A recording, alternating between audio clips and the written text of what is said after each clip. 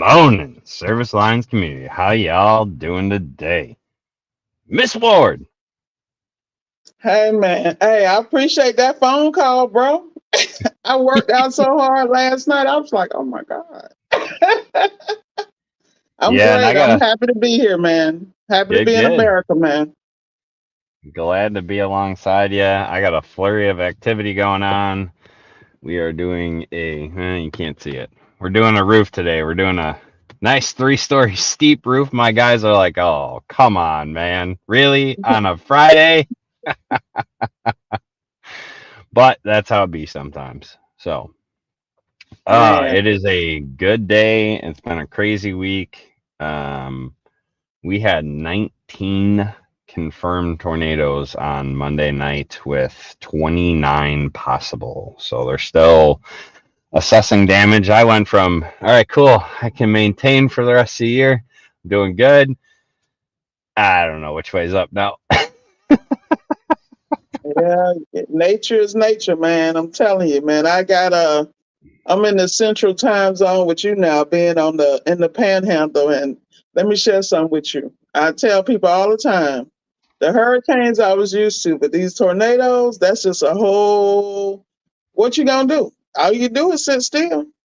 It is, it is. So Monday night when those tornadoes came ripping through, um, we had a tornado in 2020.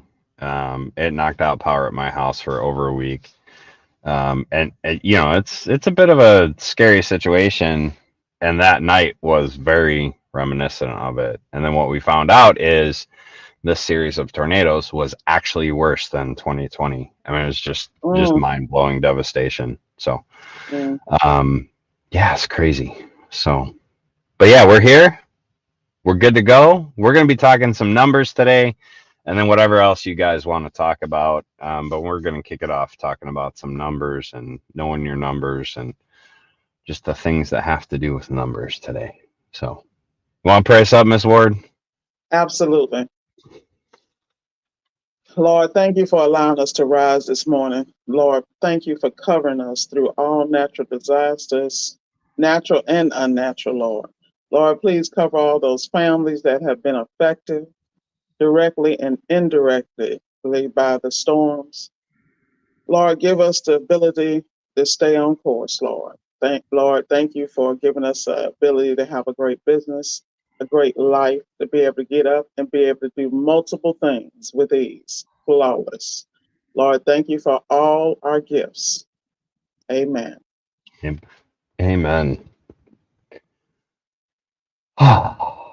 What Yeah. numbers do we want to start with today, Miss Ward? Like, Hey, well, dude, let me tell you, I was listening to Mr. Sneed last night, Mike Sneed, Appliance Boot Camp, and he was talking about how a young man reached out to him and said he's made $1 million in 3 years. And one of the things I've always said is, if you in appliance repair one man shop, you should be, once you get in your stride, you should be doing 300 easy, 300 between 250 to 350 with no problem.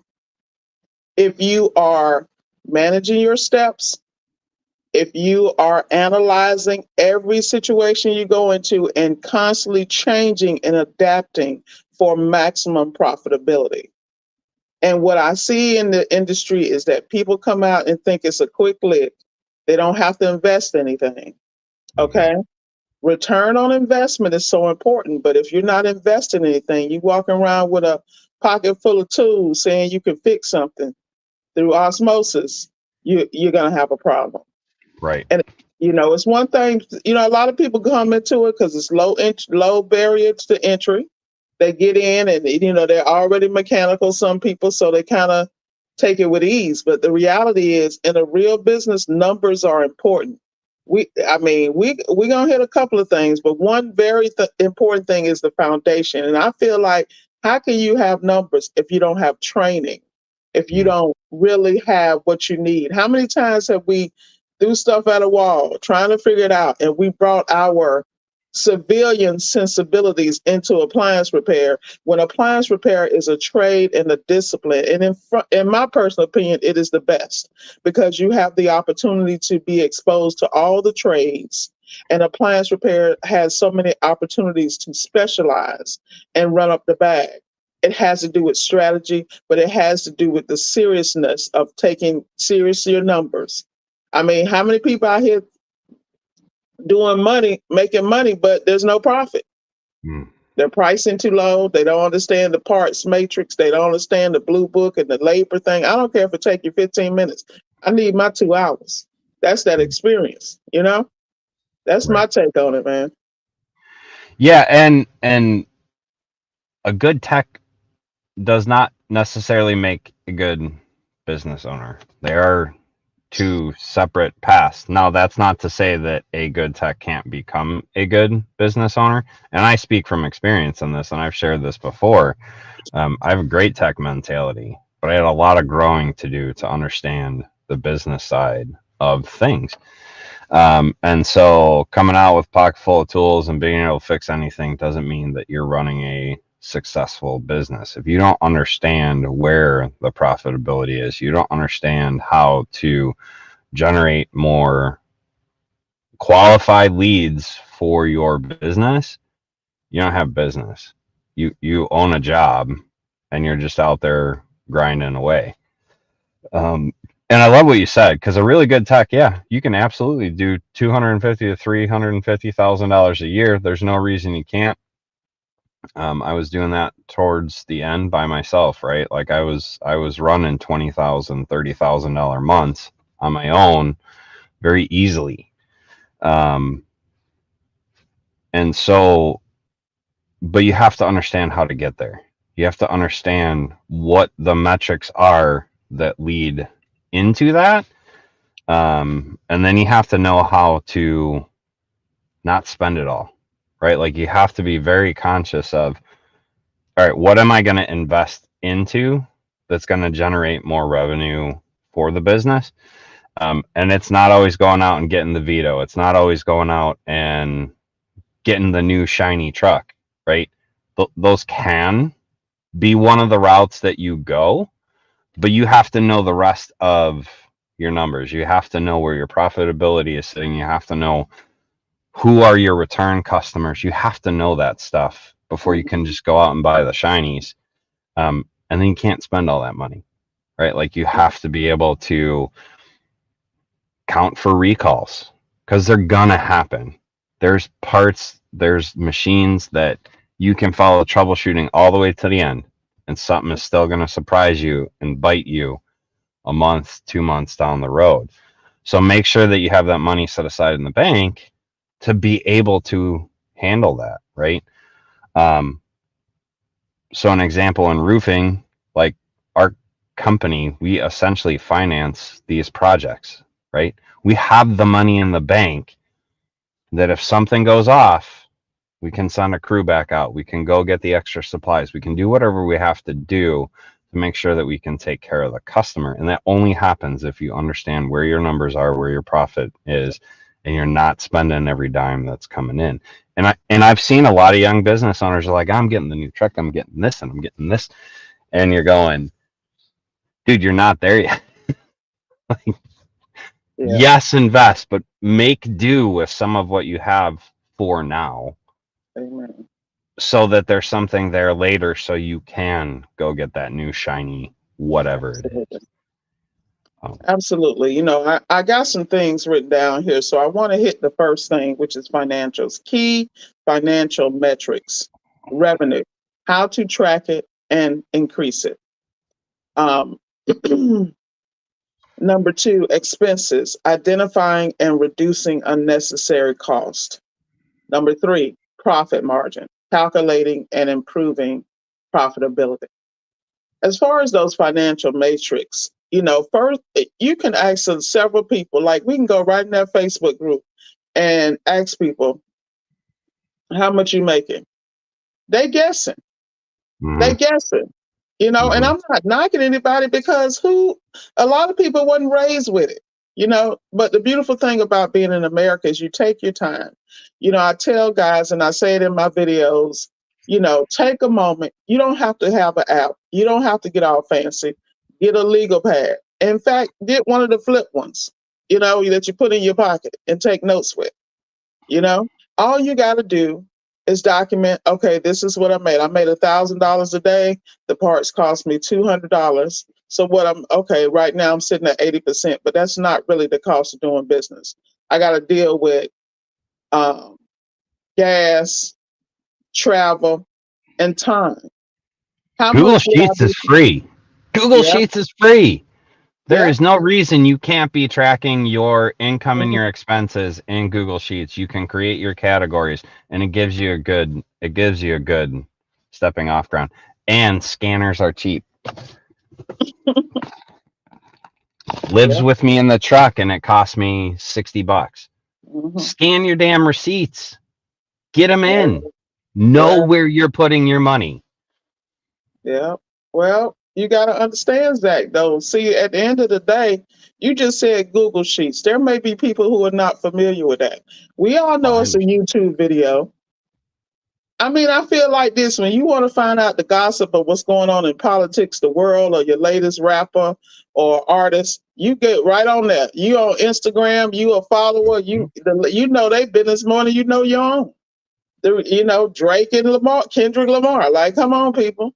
The reality is take stock in your business because if you don't, you won't have one. You'll just create a problem. Don't play business, be business. That's a whole situation. And it's something that I think is an individual journey for everyone.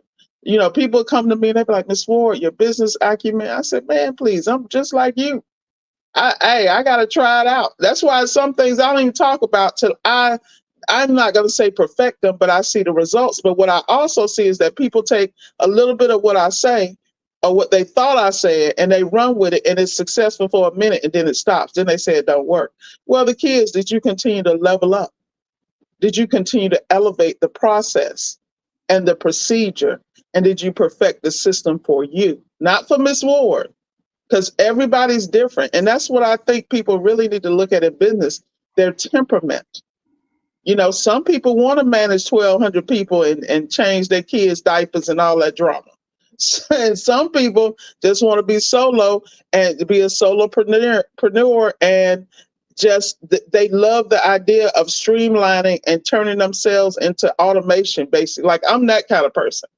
I like to see how far and how well and how much can I perfect solo. That way, if when I do bring people in or subcontracts, I've already been there because I have touched it. I've been in the mud.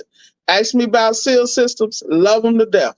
People run the other way. All I'm looking at is how do I perfect where everyone fails? How can I study this and not only excel, but come streamline systems so that I can be max profitable? I can turn projects really quickly and I can identify and diagnose quickly without error.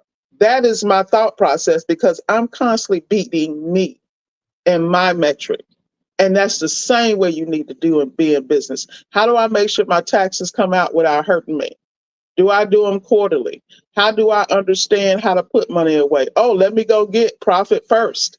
Like, come on, people. It's not rocket science. And the beautiful point is that we are in America where we have the freedoms to get this stuff. But some of y'all just need to go to yourself, get away from the crew, get away from the family, and take it seriously. Because when you see the level of success you have by disciplining yourself and self actualization, failure is not an option.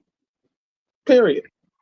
Yeah, so I've said it before and I'll say it again and you hit on it. Where your focus goes, there your energy flows, right? And so if you're focused on all the bullshit, right? Like celebrity gossip and all the other crap in the Facebook groups, right? Like if you're focused on that, that's where all your energy is going. You want to level up your business? Focus on your business. Focus on becoming the best version of yourself that you can be, right? Um, yeah, I absolutely love that.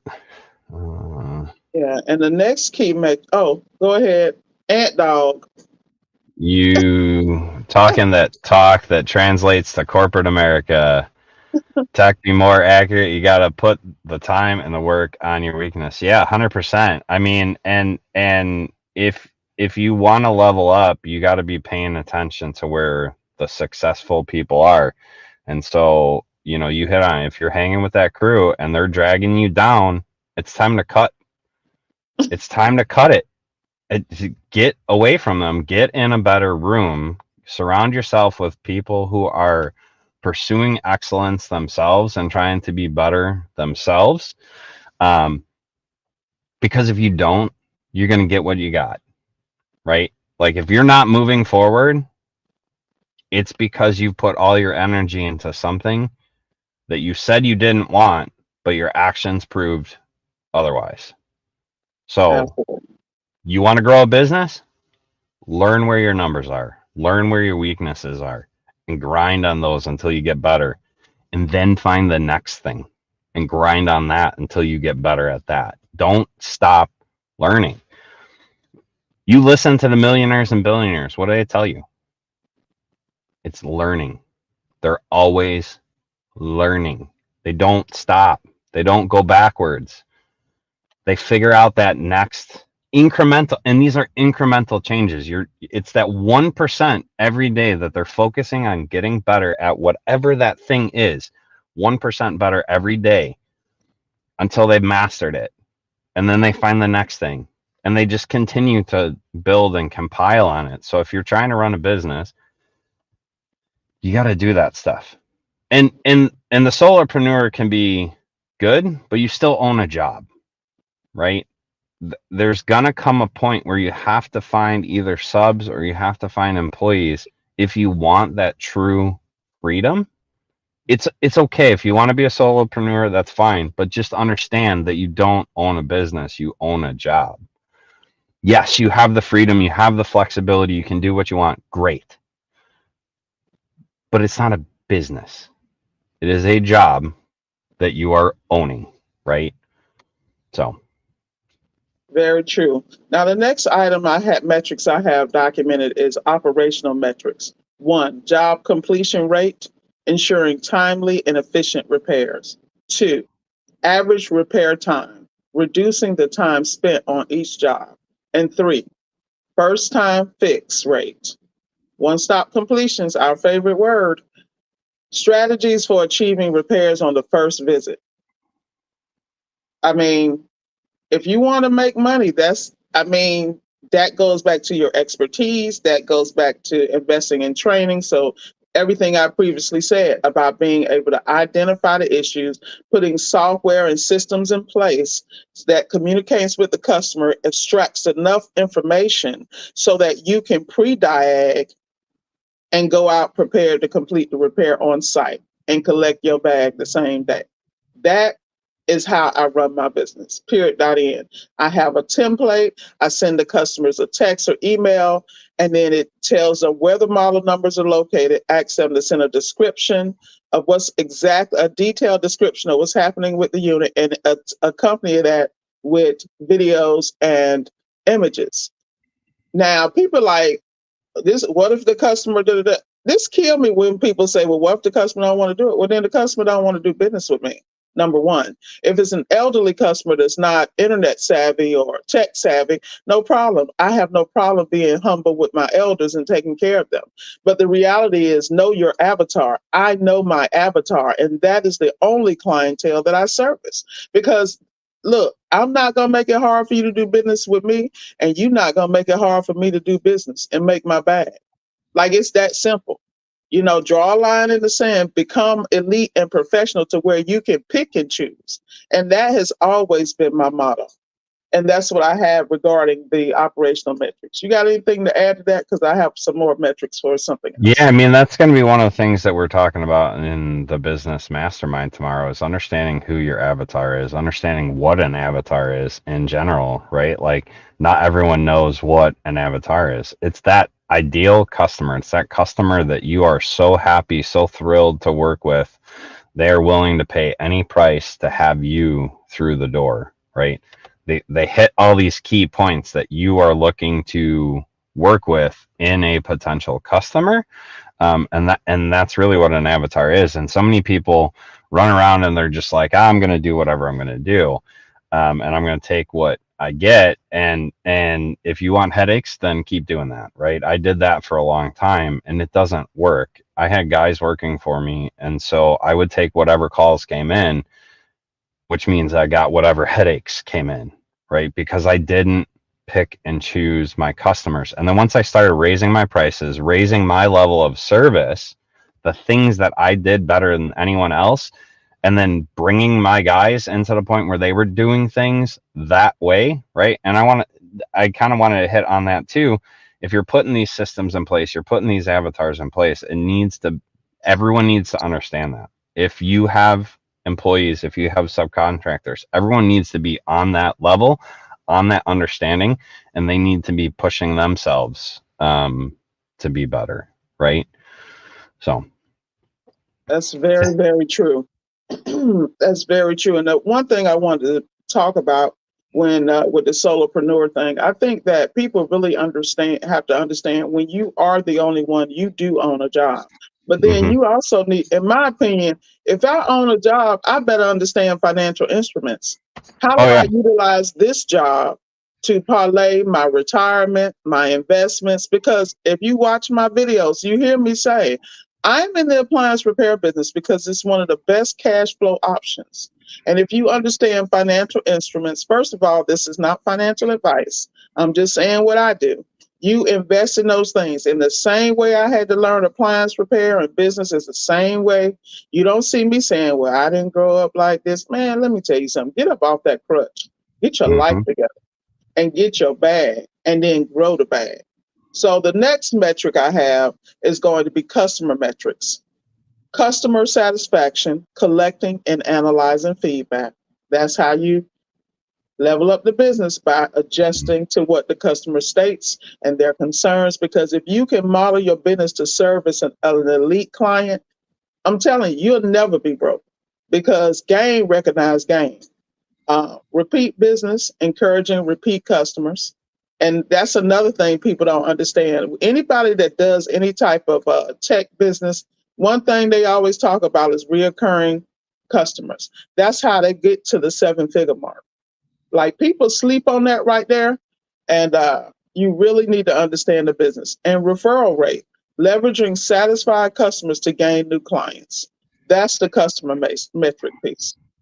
Anything to add to that one? Yeah, and don't stop asking for the 5-star review. Next person that I hear ask for a 5-star review, I'm gonna knock the sense out of you, right? Because if you're asking for the 5-star review, you're setting an expectation, and if depending on the person, they may just do it to placate you and get you to go away. Ask for a genuine review. Let me know what I've done well, what I haven't done well. I'm always focused on improving myself. And the only way I know that is if you give me the feedback on what I've done well, what I haven't done well, where, I didn't meet your expectations and where I exceeded your expectations. If I know those levels, then I can move on. And definitely the referrals, right? So in appliance and plumbing and HVAC, you guys are recurring customers. I might not see my customers for another 20 years, right? But referrals, no matter what industry you are in, referrals are key. And so if you are knocking it out of the park, these are not little houses where I'm at right now. These are not cheap roofs to be building. And my customer goes, listen, I got a neighbor. He's got some damage. He's ready to go with you. He heard about how you handled everything with us, and I'm going to go and introduce you. I live and die on those, right? That is what moves me into the next piece. I was at a house last night, a former concrete guy. Dude was doing concrete for 40 years, right? He's on the HOA board in a neighborhood that was hit by a tornado.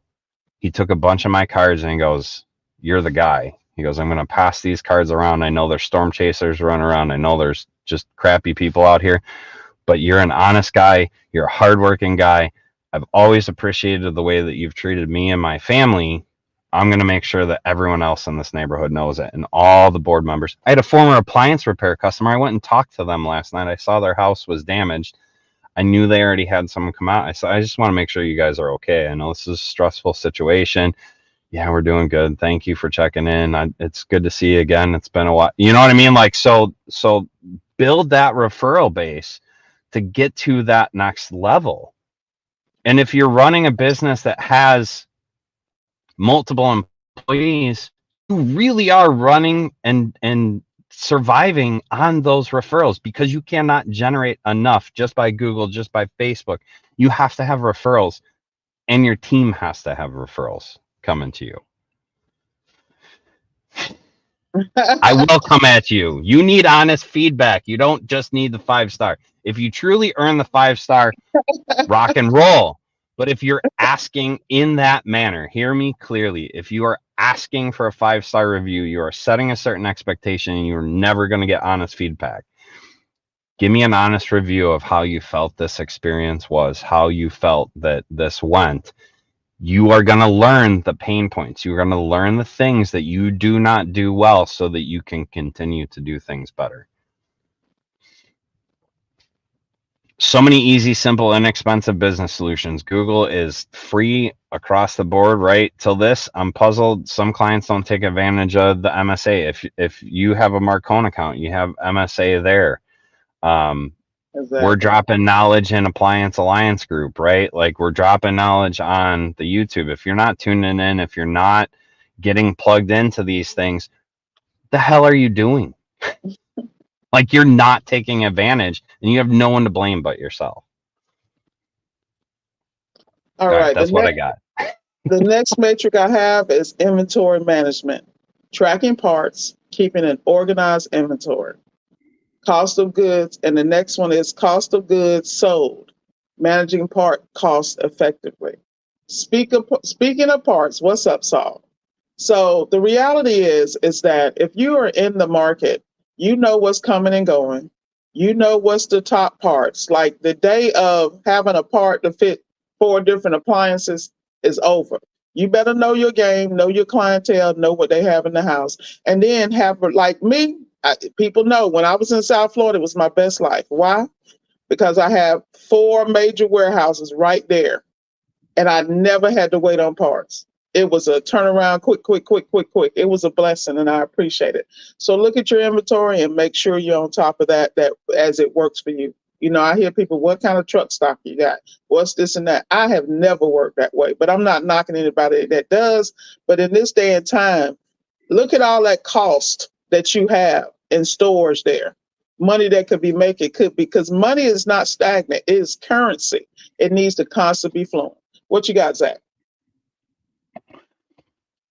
Truck stock can be good for the first call completes, but you better know what your common complete items are if you're going to stock those items, and you better be doing it appropriately. Don't guess at it. Track it in some way, shape, or form, whether it's through a management app.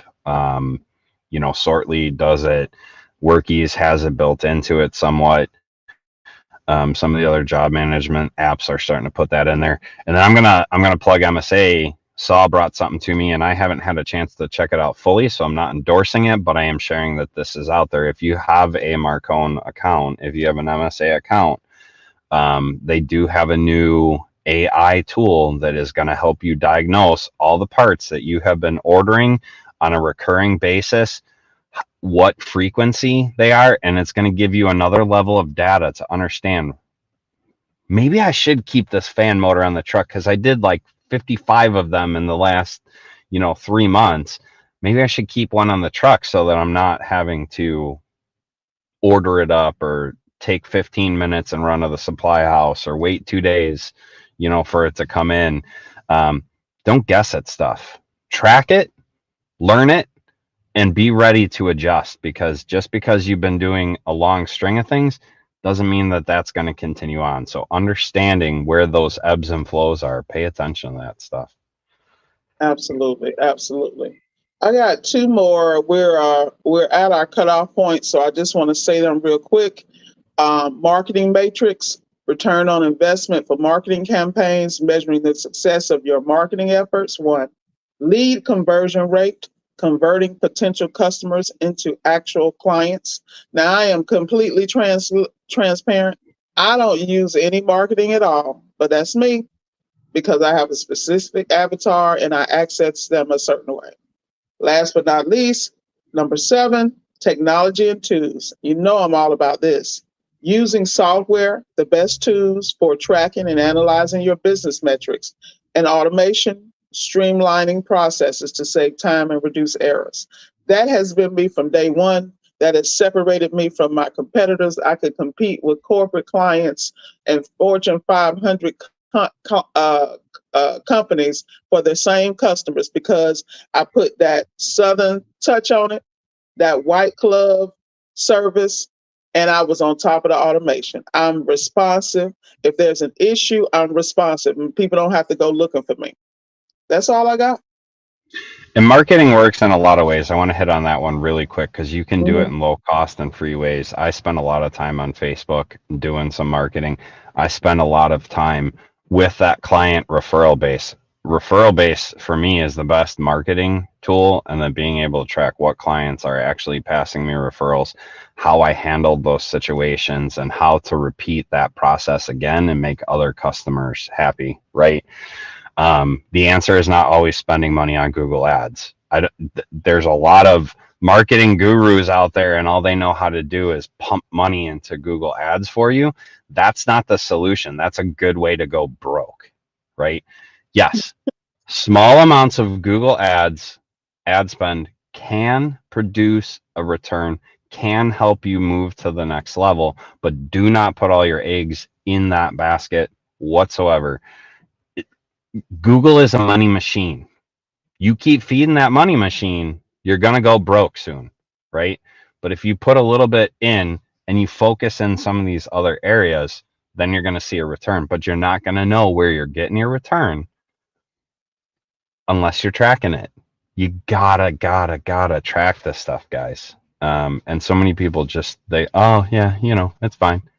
No, you have to know. You have to know your numbers. You have to know where things are ebbing and flowing. So, tomorrow we are talking about business planning. I'll be on another job site. If you're an all access member, get registered at servicealliancegroup.com in your account, log into your account, and you can register for the free mastermind for all access members. If you're not an all access member, go join. We have manuals, we have business training, we have SOPs, we have a whole library of stuff to help you go from one level to the next level. So join us tomorrow as we're talking about business planning and how to assess, right? Track your numbers, understand how your business health is doing, and make those adjustments to move to that next scale. So Orlando, this is what I was just breaking out. Go join All Access at servicealliancegroup.com. Become an All Access member. Masterminds are free to any of our All Access members. We're doing them every single month. Get in there, ask some questions, and learn. So that's what we got today. I will see you All Access members, those that are registered for the mastermind tomorrow as I lead off business planning. Have a good day, guys.